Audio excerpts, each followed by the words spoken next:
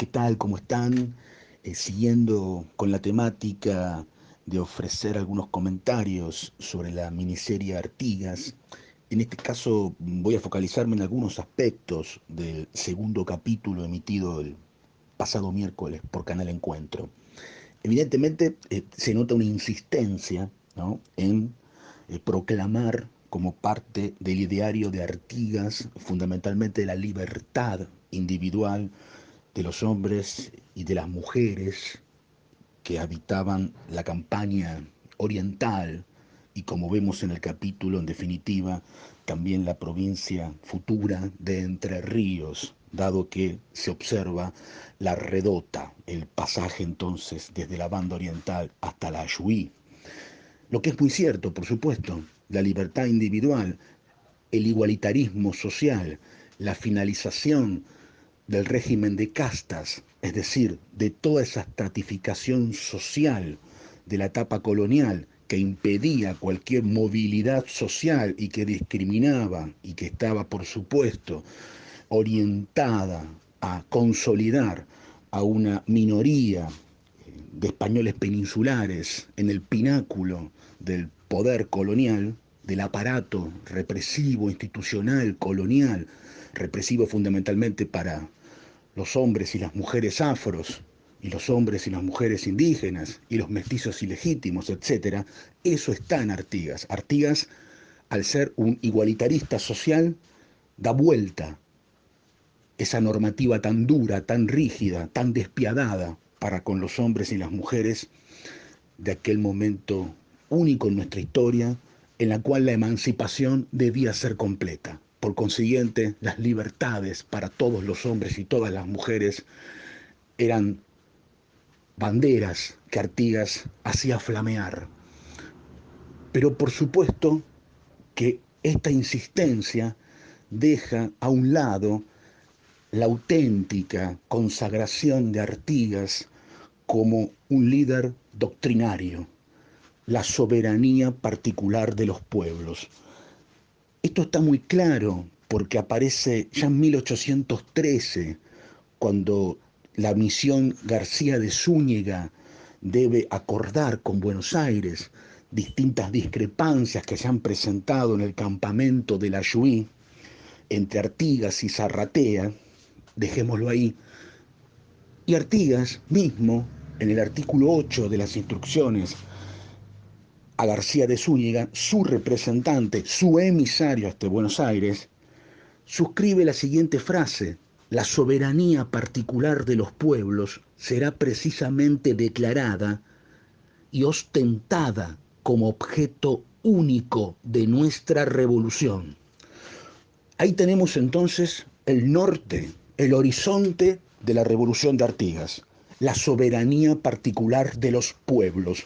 Son los pueblos, entonces, aquellos que motorizan, que vehiculizan, que protagonizan, que realizan la revolución, la emancipación, que persiguen su libertad, la libertad de los pueblos, su independencia, la independencia de los pueblos, la soberanía, entonces, de cada uno de los pueblos que después van a conformar la provincia oriental y después van a conformar la Liga Federal en 1815.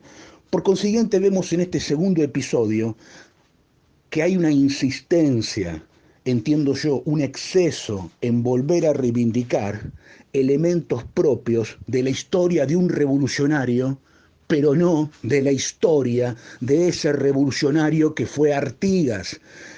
Entonces, noto que hay una serie de malos entendidos que probablemente se disipen en el capítulo siguiente. Aquí aparecen determinados lugares comunes y algunas, evidentemente, falencias por parte de la propia cronología del guión. Esto se ve muy evidente cuando en la redota, donde son los pueblos los que siguen a Artigas y no los hombres y mujeres individualmente, sino que los pueblos de toda la campaña oriental son los que siguen a un jefe que han denominado jefe en una asamblea. Aquí está faltando todo lo asambleario, es decir, falta precisamente el modo en que Artigas se constituye en jefe, está faltando la asamblea de la panadería de Vidal, está faltando la asamblea de la Quinta de la Paraguaya, está faltando la asamblea del río San José. No importa que no estén esas asambleas filmadas tal cual fueron, pero sí es importante el modo, la manera, cómo se articula ese liderazgo de Artigas, de dónde surge, quiénes lo designan jefe de los orientales. Y ahí entendemos que está faltando entonces la masa popular constituyéndose en el sujeto de la historia a partir de formar parte de pueblos que uno a uno se emancipan y se coaligan.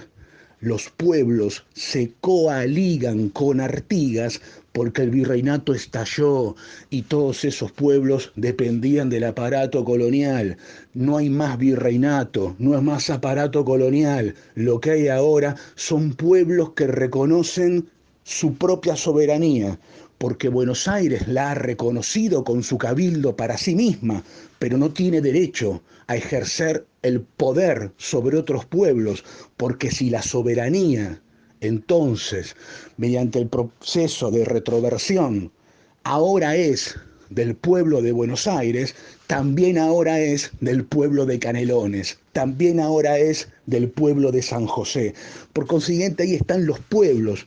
¿Y qué vemos en la redota? Observamos una frase característica de Artigas: nada podemos esperar si no es de nosotros mismos, que forma parte de una famosa correspondencia que Artigas sostiene con Güemes en el año 1816, en un contexto completamente distinto al de la redota.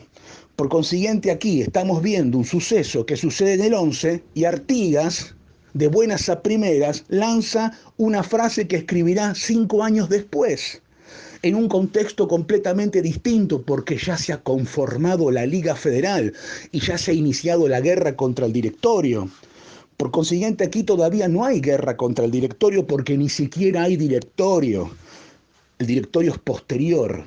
Por consiguiente, es una frase de las más notables que se recuperan generalmente en la correspondencia de Artigas con otros líderes provinciales, pero que está aquí fuera de tiempo. Un error insalvable hasta el momento. Por supuesto, el concepto de pueblos libres solo aparecerá en una oportunidad. ¿Cuándo? En un fogón, en el medio de una guitarreada. Bueno, bien vale la pena guitarrear y formar parte de fogones y esas prácticas, sin duda que el artiguismo las realizaba. Pero no estamos de algún modo accediendo a una mirada demasiado liviana de la concepción de los pueblos libres. Entiendo que sí, entiendo que debe desarrollarse esa idea y debe ser notorio que no lo siguen a Artigas aquellos que simplemente sostienen la necesidad de ser libres, sino aquellos que conforman comunidades que reclaman su derecho a la libertad. Por consiguiente, la expresión pueblos libres arrojada en ese fogón pareciese un tanto desprovista del ropaje y de la sustancia que hace a la libertad y la independencia de los pueblos. Por consiguiente, pareciese que ciertos elementos también van a caricaturizar a algunos personajes. Por ejemplo, Zarratea, ¿no? Desconozco las motivaciones para mostrarlo prácticamente como un personaje que, que incluso podría uno tenerle cierta compasión, ¿no? Porque pareciese demasiado engreído, demasiado pagado de sí mismo. Sin duda que Zarratea lo era, pero Zarratea como intrigante era hábil, era diplomático, era un hombre de una inteligencia para moverse en los gabinetes europeos. Esperemos que ese tipo de mirada de Zarratea personaje que por supuesto fue uno de los grandes enemigos doctrinarios de Artigas, reaparezca en el próximo episodio, ¿no? Es decir, hay toda una serie de problemas en el registro, ¿no?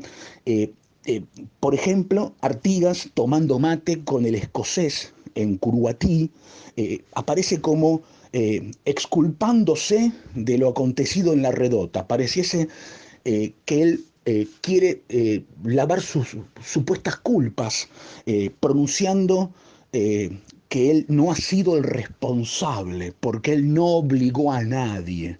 Eso nunca está en duda, está claro que no obligó, está claro que la situación era terminal, está clarísima la zona de riesgo en la cual estaban los pobladores orientales entre ambos fuegos, el del Montevideo realista y la invasión portuguesa que llegaba desde el norte. Claro que Artigas no los obligó, pero por supuesto, ¿quién era él para obligar? Son los pueblos los que acuerdan. Pero vemos esa imagen, ¿no? Allí que puede distorsionarnos incluso la propia vejez de Artigas, un territorio explorado por algunos historiadores y que por supuesto aquí pareciese que el hombre viejo, entrado en años, cansado, agotado, reflexiona sobre el ayer y tiende a pedir perdón. ¿Perdón por qué? No sé si Artigas pediría semejantes perdones por la redota, precisamente. Entiendo que no. Es decir, este capítulo de Artigas se me ha parecido muy poco artiguista. No me ha conmovido. Entiendo que Artigas conmueve, el sistema conmueve, la propuesta, el proyecto, el programa conmueve. Saludo y celebro una vez más la realización de la miniserie. Aguardaré el próximo capítulo y probablemente sigamos esgrimiendo estos comentarios, creyendo que cuando mencionamos al artiguismo, mencionamos a la unión de los pueblos libres.